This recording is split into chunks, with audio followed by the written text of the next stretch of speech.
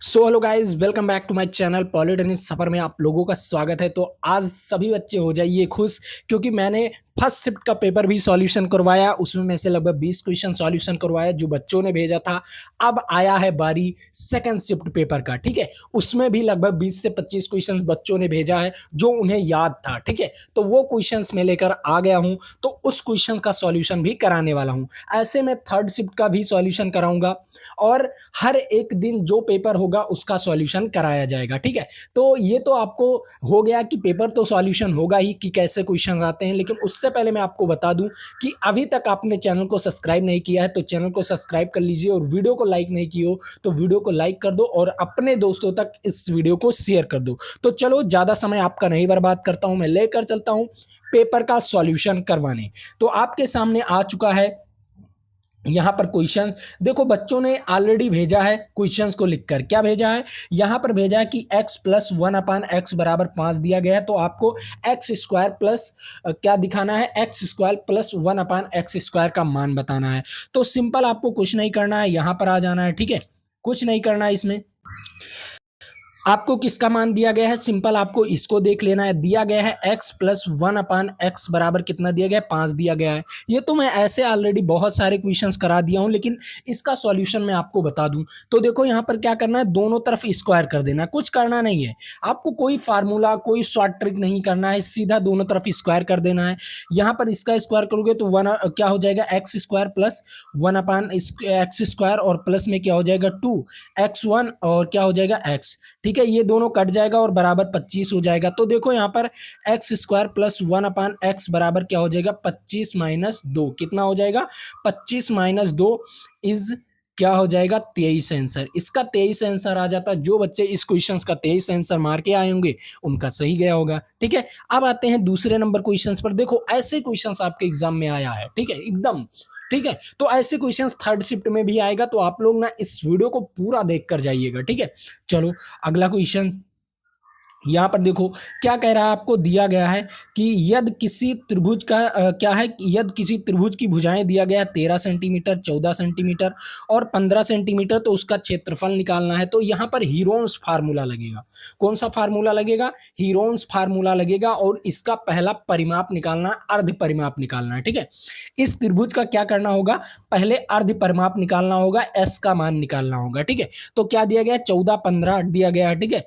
क्या दिया गया, 13 14 15 दिया गया है। तो एस बराबर फार्मूला होता है, सिंपल फार्मूला। एस बराबर क्या होता है, A plus B plus C by 2 होता है। तो ए का मान 13 दिया गया है, वी का मान 14 दिया गया और सी का मान 15। इसको प्लस करके आपको 2 से भाग दे देना है।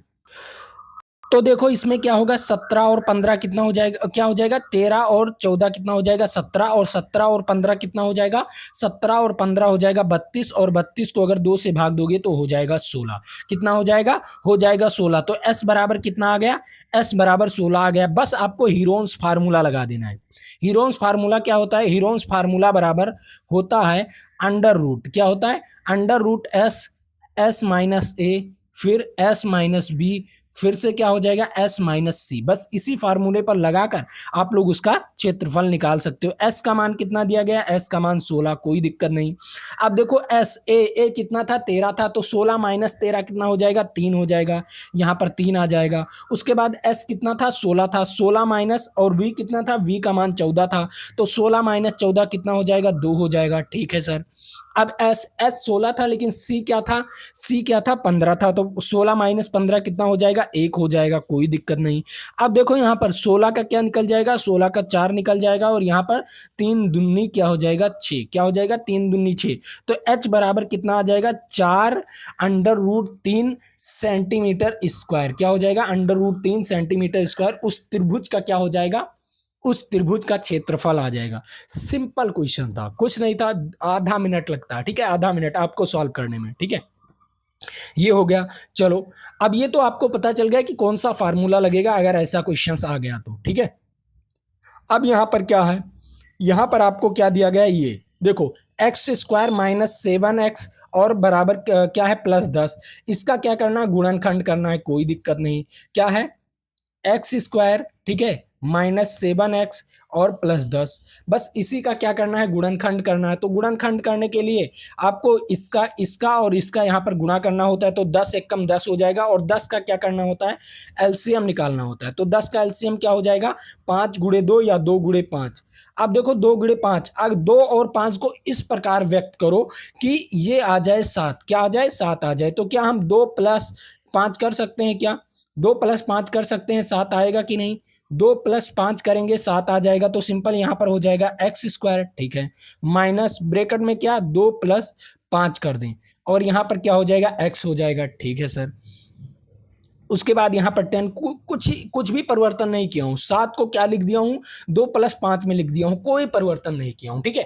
अब यहाँ से आपको कुछ नहीं करना है, सिंपल अंदर गुणा कर देना है। तो देखो x² और इसका गुणा करोगे तो क्या हो जाएगा, -2x, और फिर माइनस और 5 और x का गुणा करोगे तो -5x हो जाएगा, और प्लस में क्या आ जाएगा, 10। अब देखो यहाँ पर x कॉमन हो जाएगा तो x माइनस क्या हो जाएगा, 2 हो जाएगा, और यहाँ पर -5 कॉमन हो जाएगा तो x -2 हो जाएगा। अब देखो यहां पर आया क्या, एक ब्रैकेट में x-5 आया और एक ब्रैकेट में x-2 आया। अगर इसका शून्यक कहता निकालने के लिए, ठीक है, अगर उस समीकरण का शून्यक कहता तो x-5 एक ब्रैकेट बराबर 0 कर दो, ठीक है। तो यहां पर क्या हो जाएगा, x बराबर 5, तो अल्फा बराबर आपका आ जाता है, ठीक है। अगर वहां पर क्वेश्चंस में बोला होता कि शून्यक ज्ञात करना है तो क्या हो जाता, अल्फा बराबर 5 आ जाता, और x-2 बराबर 0, मतलब x बराबर क्या आ जाता, 2, तो बीटा बराबर आपका आ जाता 2, ठीक है। शून्यक भी आ गया और गुणनखंड आपका इस प्रकार अगर आंसर दिया होता तो आपका इस प्रकार आंसर हो जाता, कोई दिक्कत नहीं। सिंपल क्वेश्चन था, कोई दिक्कत नहीं। आपको 2 प्रकार के आंसर दे सकते थे, ऑप्शंस नहीं है, वरना आपको पता चल जाता कि किस प्रकार के आंसर दिए हैं। तो देखो यहाँ पर ऐसा भी दे सकता है और अल्फा बीटा में भी फॉर्म में दे सकता है, ठीक है। मैंने दोनों तरीका बता दिया, तो दोनों तरीके को आपको फॉलो करना है, क्योंकि यहाँ पर ऑप्शंस बच्चे को नहीं याद रहता, ठीक है। केवल वो क्वेश्चंस कुछ तरह याद कर लेते हैं, और कुछ क्वेश्चंस वो लोग खुद से देते हैं, ठीक है। चलो अगला क्वेश्चन, यहां पर देखो कुछ क्वेश्चंस उनको याद रहता है, जो क्वेश्चंस यहां पर दे देते हैं। देखो क्या है, यहां पर क्या कह रहा है, यदि किसी वृत्त की परिधि आपको 44 सेंटीमीटर दिया गया है तो क्षेत्रफल ज्ञात करना है। वृत्त की परिधि क्या दिया गया है, 44 सेंटीमीटर। तो वृत्त की परिधि बराबर क्या होता है, 2πr बराबर कितना दिया गया है, 44 सेंटीमीटर दिया गया है, ठीक है, कोई दिक्कत नहीं।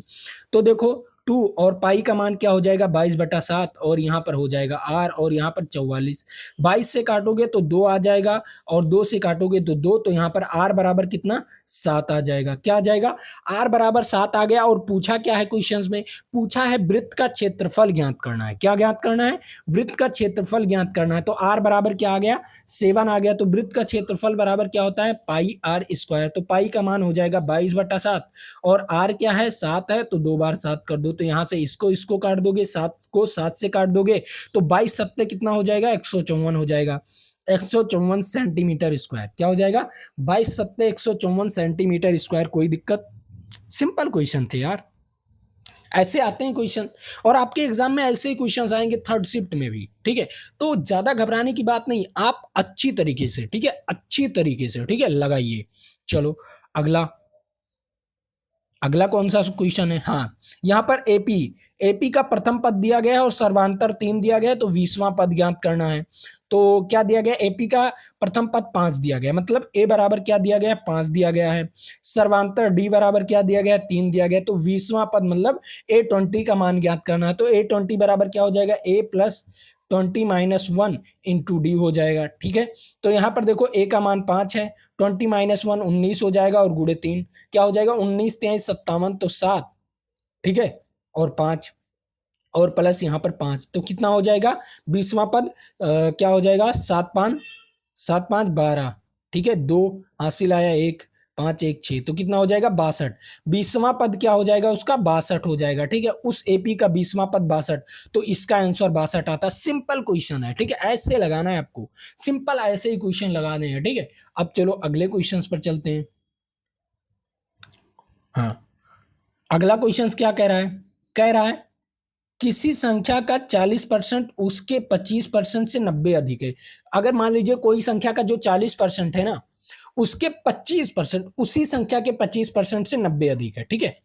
क्या है 90 अधिक है, तो सिंपल कुछ नहीं करना है, यहाँ पर कुछ करना ही नहीं, तो वह संख्या ज्ञात करना है। तो देखो सिंपल आपको यहां पर लगाना है, कोई संख्या मान लो x है, x हो गया, और उसका क्या है 40%, ठीक है 40%, तो 40/100 हो जाएगा, बराबर उसी संख्या का 25%, ठीक है उसी संख्या का जो 25% होगा, ठीक है क्या है, जो 40% वाला है वो 90 अधिक है, कितना है 90 अधिक है, तो इसमें 90 प्लस होगा, ठीक है। बस आपको इसी को सॉल्व कर लेना है, x का मान निकाल लेना है। तो देखो क्या हो जाएगा, आप यहाँ पर 5 से काटोगे तो 5 8 40 हो जाएगा, 8 हो जाएगा, और यहाँ पर 20 हो जाएगा, ठीक है सर। यहाँ पर काटोगे तो क्या हो जाएगा, यहाँ पर 20 हो जाएगा, और यहाँ पर क्या हो जाएगा 5 25 5 हो जाएगा, ठीक है। एलसीएम ले लो यहाँ पर, तो क्या हो जाएगा, यहाँ पर 8x/20 हो जाएगा, और बराबर 8x/20 बराबर क्या हो जाएगा 5x, और यहाँ पर अगर 9 दूनी 18, तो 1800 कितना हो जाएगा 1800/20, तो 20 से 20 कैंसिल, और ये 5 इस तरफ आएगा घट जाएगा, तो 3x बराबर कितना आ जाएगा 1800 आ जाएगा। तो x बराबर कितना आ जाएगा 600, कितना x बराबर 600, तो वह संख्या कितना होगा 600 होगा, ठीक है वही संख्या निकालना था, तो 600 होगा। ऐसा क्वेश्चन यार कुछ नहीं है, कुछ नहीं है, कुछ नहीं है, तो मैंने ऑलरेडी आपको पहले से ही लगा, ऐसे क्वेश्चंस तो पहले से ही लगवा दिया हूं, और यही क्वेश्चंस आया है। फिर यार आप लोग ही दिक्कत करते हो, ठीक है चलो, पढ़ते नहीं हो ना, ठीक है। इसका बताओ क्या कह रहा है, एक ट्रेन जो कि इतना मीटर लंबी है, ठीक है, और इतने मीटर लंबी पुल को इतने सेकंड में पार करती है, तो ट्रेन की गति ज्ञात करना है। क्या ज्ञात करना है, ट्रेन की गति। आपको कोई फार्मूला नहीं याद है, ट्रेन वाले का कोई फार्मूला, और मैं कहता भी नहीं हूं याद करने के लिए, कभी मैंने कहा कि ट्रेन वाले का फार्मूला याद करो। आपको केवल एक चीज याद है, चाल चाल बराबर दूरी बटा समय। तो देखो अगर किसी चीज को ट्रेन पार कर रही है, ठीक है, तो ट्रेन जिस चीज को पार कर रही है उस चीज की लंबाई और ट्रेन की लंबाई, दोनों की लंबाई क्या हो जाएगी, उसी की दूरी हो जाएगी। क्या हो जाएगी, दूरी हो जाएगी। तो सिंपल आपको एक चीज पता होगा, चाल चाल आपको ज्ञात करना है, ठीक है, और आपको ट्रेन की लंबाई कितना दिया गया है 180 दिया गया है, ठीक है कितना दिया गया 180, और उसको क्या है किस चीज को पार करती है, पुल को, 420 पुल की लंबाई दिया गया है, ठीक है। तो यहां पर क्या हो जाएगा, चाल बराबर दूरी क्या हो जाएगा 180 प्लस 420, ठीक है, और आया क्या है कितने सेकंड में पार करती है 30 सेकंड में, बस यही फार्मूला आपकी चाल आ जाती ट्रेन की। तो देखो 180 मतलब ये क्या हो जाएगा 500, इतना 80 इसमें ले लोगे तो 500 आ जाएगा, 500 एक 600, 600/30 कितना हो जाएगा 600/30, जीरो से जीरो कैंसिल, 3 से काटोगे तो 2 आ जाएगा, कितना आ जाएगा 3 से काटोगे तो 20 आ जाएगा, तो इसकी चाल कितनी आ जाएगी, चाल 20 मीटर प्रति सेकंड, कितना हो जाएगी 20 मीटर प्रति सेकंड। उस ट्रेन की चाल 20 मीटर तक जाएगी एक सेकंड में, ठीक है, उसकी चाल कितना होगी 20 मीटर प्रति सेकंड। ऐसे ही निकालना था, ऐसे ही निकालना था, और आप निकाल नहीं पा रहे थे। यही गलती करते हो, पहला नंबर पढ़ो आसानी से, ठीक है। चलो अगले क्वेश्चंस पर चलते हैं। अगला क्वेश्चंस क्या कह रहा है, सिंपल यहाँ पर साइन का मान दिया गया है, ठीक है, और कॉस और टेन का मान निकालना है। चलो ठीक है, साइन का मान दिया गया है तो कॉस और टेन का मान निकालना है। 3/5 दिया गया साइन का मान। तो आपको एक चीज तो पता होगा, एक चीज तो पता होगा, क्या चीज, कि sine square theta plus cos square theta बराबर 1 होता है कि नहीं, हाँ सर होता है। तो देखो साइन का मान कितना दिया गया 3/5 दिया गया, इसका स्क्वायर कर दो, प्लस कॉस स्क्वायर थीटा बराबर क्या हो जाएगा 1 हो जाएगा, ठीक है। तो इसका हो जाएगा 9 और इसका हो जाएगा 25 बराबर क्या हो जाएगा 25, 9 प्लस 25 कॉस स्क्वायर थीटा बराबर 1, ठीक है। अब देखो 9 उस तरफ जाएगा, ठीक है, क्या हो जाएगा 9/25, तो कॉस स्क्वायर थीटा बराबर क्या आ जाएगा 1 माइनस 9/25, ठीक है। और त्रिभुज बनाकर भी लगा सकते हो, ऐसी बात नहीं है, ठीक है, त्रिभुज बनाकर भी लगा सकते हो, दो तरीके से लगा सकते हो, ये मुझे आसान पड़ा। तो यहाँ पर 25 माइनस 9 कितना हो जाएगा, 25 माइनस 9 हो जाएगा 16/25, कितना हो जाएगा 16/25, यहाँ पर आ गया कॉस स्क्वायर, ठीक है। तो कॉस बराबर क्या आ जाएगा 4/5, कितना आ जाएगा 4/5, कॉस बराबर कॉस थीटा बराबर 4/5। तो आपको टेन थीटा का मान बताना है, ठीक है। टेन थीटा बराबर क्या हो जाएगा साइन थीटा अपान में कॉस थीटा। ये हो सकता है कि नहीं? होता है सर। तो देखो साइन का मान क्या है? साइन का मान 3/5 है। ठीक है सर। क्या है? 3/5 है। ठीक है सर। उसके बाद कॉस का मान क्या है? 4/5 है। ठीक है सर। तो देखो इनर इनर आउटर आउटर, तो यहाँ पर आ जाएगा 3/4, उसका भी टेन थीटा बराबर। ठीक है, क्या हो जाएगा? टेन थीटा बराबर भी आ जाएगा 3/4। कोई दिक्कत? कोई दिक्कत? टेन थीटा बराबर 3/4 इज राइट आंसर। सिंपल था यार, कुछ था ही नहीं, ऐसे ही लगाना था। और त्रिभुज बनाकर भी लगा सकते हो, कुछ नहीं, त्रिभुज बनाकर भी लगा सकते हो। ठीक है, ऐसा नहीं कि एक ही तरीके से एक सवाल लगेगा, जो आपको अच्छा लगे। ठीक है, अब यहाँ पर दिया गया है, देखो क्या दिया गया है। एक व्यक्ति 8,000 को 10% वार्षिक चक्रवृद्धि ब्याज में 2 वर्ष के लिए गए निवेश का मिश्र धन। तो ठीक है, 2 वर्ष के लिए है, तो 2 वर्ष के लिए आपको निकालना है। तो सबसे पहले 2 वर्ष में क्या हो जाएगा? 10% बढ़ेगा एक बार, फिर बढ़ेगा आपका 10, और प्लस में 10 गुणे 10, ये 2 वर्षों का क्या निकल आएगा? परसेंटेज। तो 0 से 0 कैंसिल, तो 20 एक 21% बढ़ेगा 2 वर्षों में। ठीक है, उस पैसे का कितना बढ़ेगा? 21% बढ़ेगा। ठीक है, तो कितना हो जाएगा यहाँ पर? 8,000 का 21% इंक्रीज करेगा, तो 21% क्या हो जाएगा? 121/100 हो जाएगा। तो 00 से 00 कैंसिल, यहाँ पर हो जाएगा 8, 8 दूनी 16 के 6, हासिल आया 1, 8 1 9। तो यहाँ पर क्या हो जाएगा? 9,000, कितना हो जाएगा? 9,680 रुपये। कितना हो जाएगा? 9,680 रुपये, उसका मिश्र धन हो जाएगा 9,680 रुपये। ठीक है, 8,000 का कितना हो जाएगा? 9,680 रुपये। ठीक है, कितना अच्छा क्वेश्चन है, कुछ नहीं, एक लाइन में लग गया आपका ये क्वेश्चंस, एक लाइन में लग गया, सिंपल एक लाइन में। कुछ था? कुछ नहीं था यार, कुछ था ही नहीं इस क्वेश्चन में। ठीक है, ऐसे क्वेश्चन आते हैं कि तुरंत लगा दो। ठीक है, यहाँ पर देखो क्या कह रहा है, यहाँ पर समांतर क्रम में जोड़ना है। क्या है? 10 ओम और 5 ओम को समांतर क्रम, मतलब क्या हो जाएगा? 1/5 1/10 कर दो, क्या हो जाएगा? 1/5 1/10। तो यहाँ पर 1/5 प्लस में 1/10, इसका प्लस करोगे तो 1/r बराबर हो जाएगा। तो यहाँ पर क्या हो जाएगा? 10 एलसीएम, तो यहाँ पर 2 + 1 बराबर क्या हो जाएगा? 1/r हो जाएगा। ठीक है सर, तो यहाँ पर क्या हो जाएगा? 3/10 हो जाएगा। तो r बराबर कितना? 1/r बराबर 3/10, तो r बराबर क्या हो जाएगा? 10/3। कितना हो जाएगा? r बराबर 10/3 ओम, जो भी आ रहा होगा 3.3333 ओम आ रहा होगा। ठीक है, कितना आ रहा होगा? 3.33 ओम इस क्वेश्चन का जवाब। यहाँ पर u दिया गया है, t दिया गया है, v दिया गया है, a का मान। तो सिंपल है, a बराबर क्या होगा? a बराबर b - u/t। तो देखो b क्या दिया गया है? 40 दिया गया है, u का क्या दिया गया है? 20 दिया गया है, और t क्या दिया गया है? 5 दिया गया है। ठीक है, तो 20/5 क्या हो जाएगा? 4 हो जाएगा, तो इसका 4 मीटर प्रति सेकंड स्क्वायर हो जाएगा त्वरण का मान। सिंपल, ऐसे लगाना था। ठीक है, अब देखो यहाँ पर क्या दिया गया है, यहाँ पर दिया गया है क्या दिया गया है? 24 वोल्ट, इतने ओम प्रतिरोध, तो धारा क्या होगी? तो v बराबर IR लगा दो, धारा निकालना है।